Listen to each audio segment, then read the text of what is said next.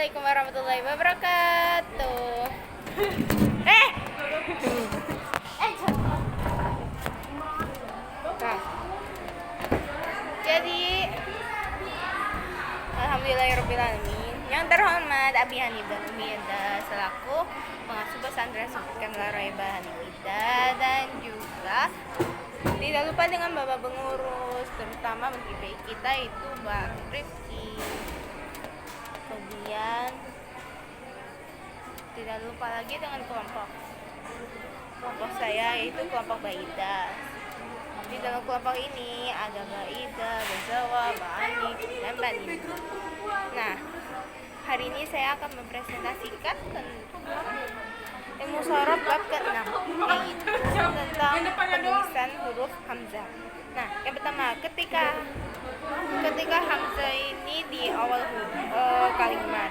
Nah, rupanya tetap mau fathah, mau kasrah, mau dhammah, wujudnya tetap alif.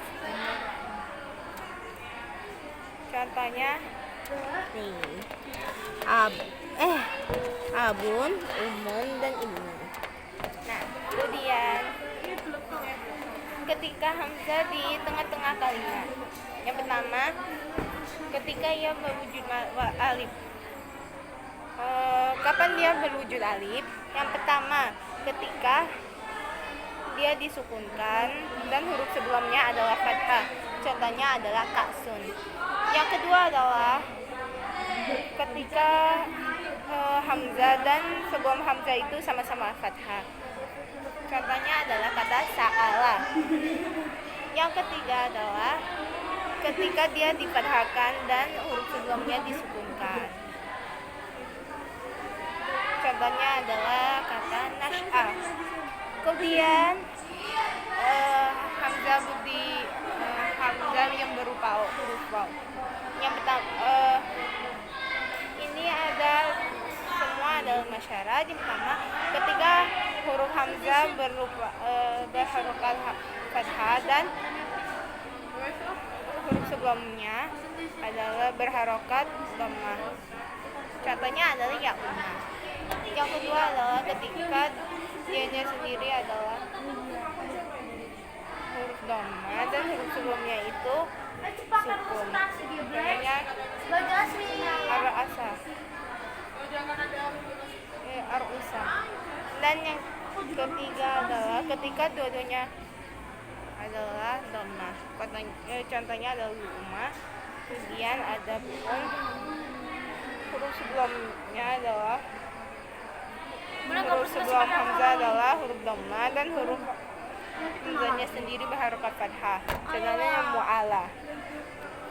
Yang kelima adalah ketika huruf hamzah merupakan sukun dan huruf sebelumnya adalah dhammah. Contohnya adalah zu'ya. Nah, kemudian yang berupa huruf ya. Ketika dipanggil Mbak Via. Ketika huruf sebelum hamzah adalah berharokat kasrah dan huruf hamzahnya sendiri berharokat fathah. Ketika sebelumnya adalah huruf kasrah dan huruf hamzahnya merupakan dhammah. Contohnya adalah maslam. Dan ketika kedua-duanya adalah berharokat kasrah. Contohnya li. Baik, kemudian ketika huruf sebelumnya adalah kasrah dan huruf huruf hamzahnya sendiri adalah Bikin apa sih? Contohnya birun. Kemudian sebaliknya itu huruf sebelumnya adalah sukun tapi huruf hamzahnya merupakan kasrah. Contohnya Halo Mbak Mara, lihat ya jam berapa? Kok nggak bisa lihat? Terus kemudian Jam berapa Mbak? 9:30 geblek.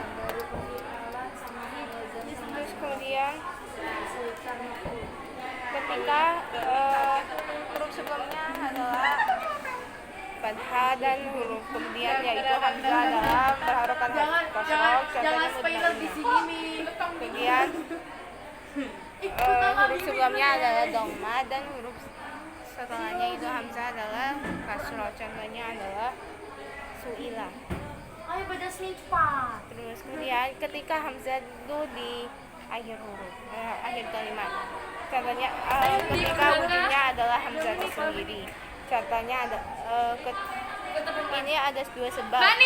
Sebab pertama adalah sebelumnya itu adalah huruf sebelum hamzah tersebut itu merupakan sukun. Contohnya darun. Dan kedua itu adalah ketika setelah hamzah itu ta tanis dan sebelum hamzah itu merupakan huruf mad alif dan waw. Contohnya adalah qiraah. Kemudian ketika dia merupakan huruf ya. Nah, contohnya adalah ketika huruf sebelum hamzah tersebut itu merupakan harokat kasroh. Contohnya bari. Dan ketika setelahnya itu tatanis dan sebelumnya itu merupakan huruf ya mati. Contohnya ada bari'ah. Dan kemudian berwujud alif ini juga ada dua syarat juga, yaitu ketika sebelum huruf hamzah tersebut berharokat fathah. Contohnya adalah qiraah. Dan ketika dan syarat kedua adalah ketika ketemu tatanis dan sebelumnya itu adalah huruf shahih, yaitu selain huruf mad yang bertanda sukun. Contohnya adalah nasyata. Dan yang terakhir adalah berwujud waw. Berwujud waw ini hanya ada satu syarat saja, yaitu ketika sebelum hamzahnya berharokat domah. Contohnya adalah wudu'ah. Hikmah yang saya dapatkan hari ini adalah belajar menulis lam yang benar dan benar istilahnya dan benar pada tempatnya. Sekian dari saya, kurang lebihnya mohon maaf. Assalamualaikum warahmatullahi wabarakatuh.